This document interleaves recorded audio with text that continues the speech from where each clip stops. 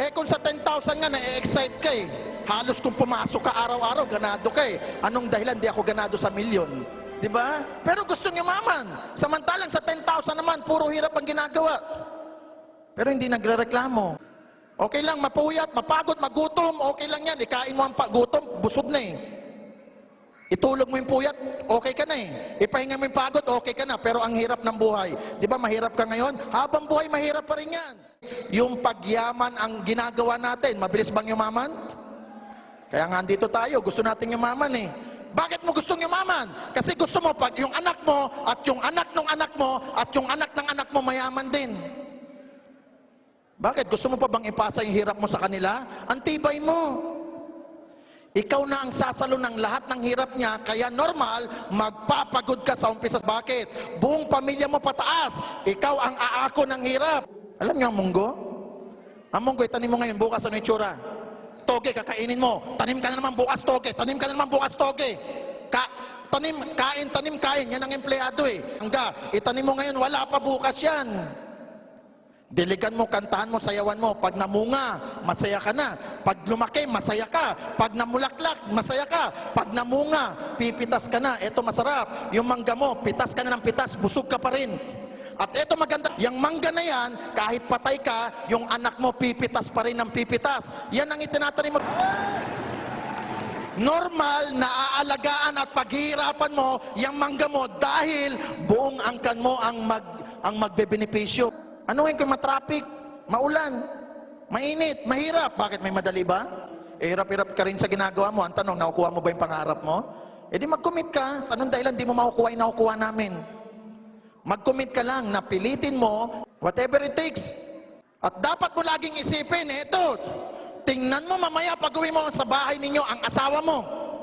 Tingnan mo mula ulo hanggang paa, tingnan mo mga anak mo, tingnan mo sarili mo, tanungin mo sarili mo ngayon, eto ba ang gusto kong buhay sa kanila? Kung ayaw mo, tawi mo, ratratin mo. Ito yung magbabago ng buhay mo eh. Kaliit-liit na nga lang ng punan. Magnegosyo ka, iyo kuryente, tubig, tauhan, pasweldo, renta, lahat ng sakit ng ulo iyot. Tandaan nyo, malayo ang Saudi, malayo ang Singapore, malayo Hong Kong, pero may pumupunta dyan eh. Magkano sweldo? Tapos dito, yayaman no? Diba? Aralin nyo ng todo negosyo. Inaral mo ngayon, ginagawa mo ngayon, 6 na taon kang elementary dyan, 4 na taon high school, 4 na taon college, pero tingnan mo sweldo mo minimum. Dito, saglit lang ng aral. Milyon ang kapalit. O ba't di mo aralin? Dati akong technician, pero siya, doktor, nagpapapicture sa kotse ko, hindi niya alam may tao sa loob. Oh. Masarap pala yung pakiramdam na nararanasan at nasasakyan mo yung mga nasakyan ng mayayaman. Natutulugan mo yung mga natutulugan din ng mayayaman. At nakakain mo rin yung mga nakain ng mayayaman. Masarap pala. Sana, tikman mo rin yung mga natitikman namin. Huwag kang huminto na hanggang ganyan ka lang. Ama, minsan may narinig ako bago ako matapos. Lagi ko itong narinig. Okay na ako sa simpleng buhay. Ayaw ko nang yumaman, makidnap pa ako. Kaya nga hindi ka pinapayaman, hindi ka pa yumayaman, dami mo nang pinag-iisip eh. Ayaw ko nang yumaman, okay na ako sa simpleng buhay. Mali! Bakit? Gusto mo ba simpleng buhay? Pag nagkasakit ka, simpleng ospital? Simpleng doktor? Simpleng gamot? Pag namatay ka, simpleng lamay? At pag ililibing ka, simpleng libing? Yan ba ang simple? Hindi! Ang simpleng buhay, eto baka kasi minsan marinig ko ulit sana matakot ka, sabihin mo mong okay na ako simpleng buhay. Ito ang simpleng buhay. Kung nakapanood ka ng TV, nakita mo Boracay, mamaya o bukas lang andun ka na sa Boracay. Bakit? Kaya mo magbayad kasi simple. At wala kang iisipin oras dahil wala kang boss kasi simple. Di ba bago ka makarating ng Boracay, 10 years na hindi ka pa nakarating. At bago ka makarating, katakot-takot na ipon. At bago ka makaipon, katakot-takot na paalam sa boss mo para ka lang makapunta ng Boracay. Hindi yan ang simpleng buhay.